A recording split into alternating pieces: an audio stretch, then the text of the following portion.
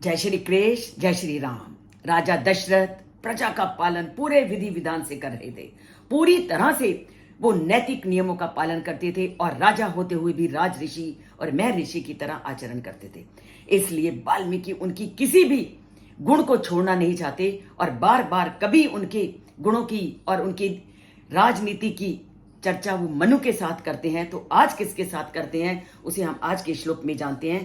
तेन सत्तिस अभिसंदेन त्रिवर्गम अनुतिष्ठिता पालिता सपुरी श्रेष्ठा इंद्रेण अमरावती इव।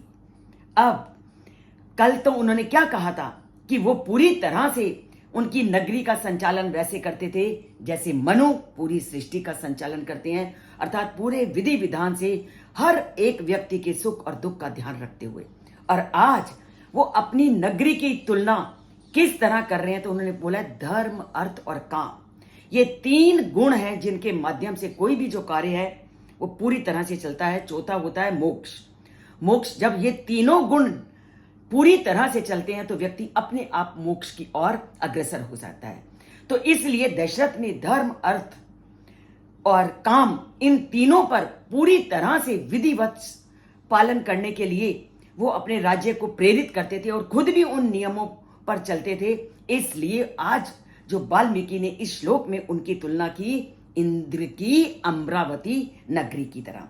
इंद्र अपनी अमरावती जो नगरी है उसमें ये धर्म, अर्थ और काम इन नियमों का पूरी तरह से पालन पोषण करते हैं और पूरे विधि विधान से जिस तरह इंद्र अमरावती की रक्षा करते हैं, पालन करते हैं, और राजा दशरथ भी उस इंद्र से कम नहीं, वो भी पूरी तरह इंद्र के इन गुणों को देखते हुए अपनी नगरी का विधि विधान से पालन करते हैं।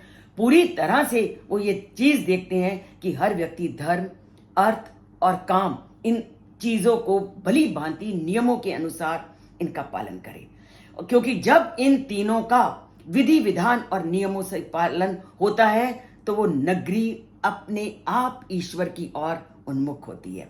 क्योंकि यही तीन द्वार ऐसे हैं जो व्यक्ति को नरक की ओर भी ले जा सकते हैं। अगर इन तीनों को हमने बहुत तायता से प्रयोग किया तो नरक का मुख खुलेगा, और अगर नियमों और विधि विधानों से किया तो ये क्या करेंगे, हमें मोक्ष की ओर ले जाएंगे।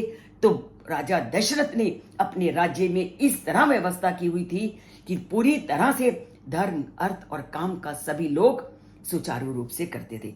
तभी तो कहा यथा राजा तथा प्रजा।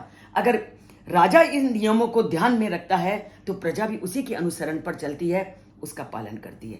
घर में देखते हो, अगर